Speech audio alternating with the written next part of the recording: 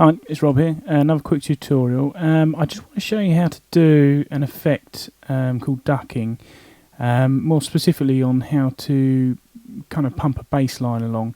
And the only example I can find of this is Madonna hung up. I mean, hear it all the time, but when put on the spot, it's a bit difficult to find one. But if you just listen to this bass line.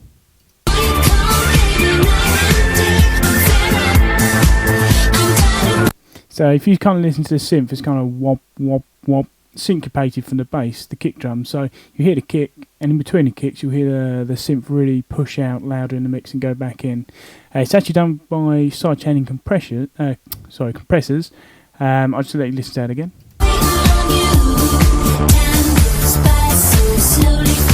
Okay, so yeah, that's enough of you, Madonna. Okay, so how do we do that? Well, there's a few ways you can do it. The technique's called ducking. I'll show you how I'm going to do it. This isn't the perfect way of doing it, but it just gives you an insight to sidechaining compressors and what you can do with that. So this is the piece we have so far. It's rubbish.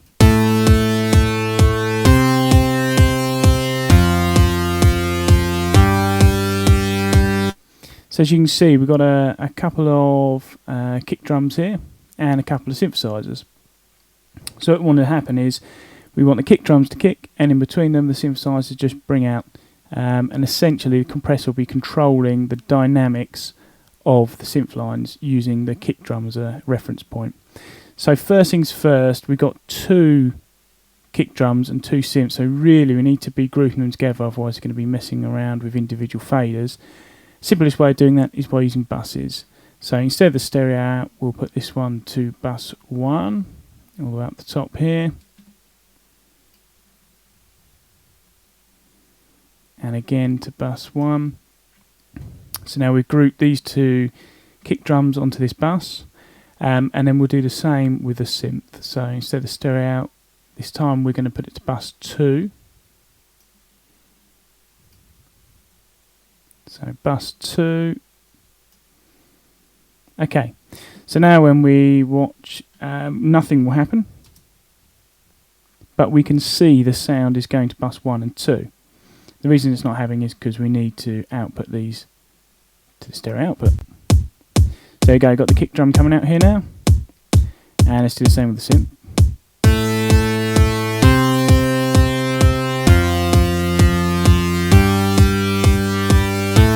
Okay, so it's very boring. There's not a lot going to, so let's just try and use this ducking technique to bring some dynamics into the synth. So really we want a compressor to be acting on the synth, so that's going to be our bus 2. So first of all, we'll start off by going to dynamics, compressor, and a stereo compressor. That brings up these details. Let's bring that down into the screen better. So the key thing here is to notice it says sidechain. So we're going to change this to bus 1. So now this compressor is looking at bus 1 as a reference point, whereas normally you just have it as an insert, as looking at that track. So if we play this now,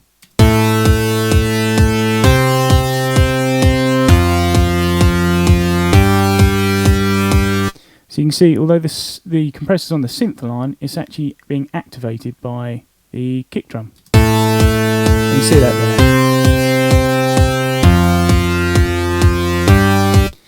Okay, so we've got the compressor acting on. As we know, compressors affect the dynamics. Usually you use them to boost the low sounds and cut the high sounds, the loud sounds, i.e. compress the sound into a smaller dynamic range. But this time I'm going to use it slightly different. So as I play around with the variables here, just have a listen to how it affects it, and hopefully we'll be able to pump the bass line.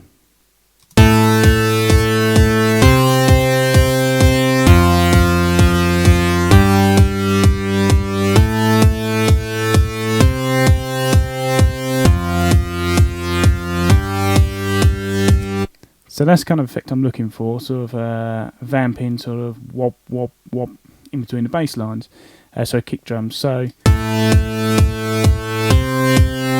can go a bit more extreme if you want.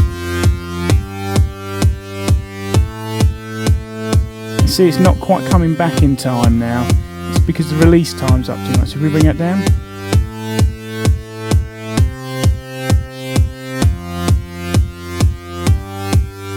In fact, it's probably a good way to do it is go to the extreme.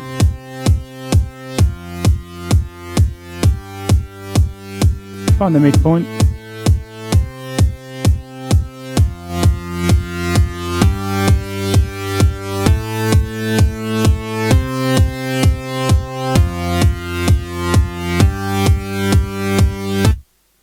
Okay, and that's it. So that's how you can use ducking to put a bit of dynamics on. Now you might have a whole mix where you just find the kick drum's not cutting through. You could possibly use this technique to really punch that through the mix. I don't know. There's a few things you can do with it, but that's all I want to show you for today. Okay, thank you.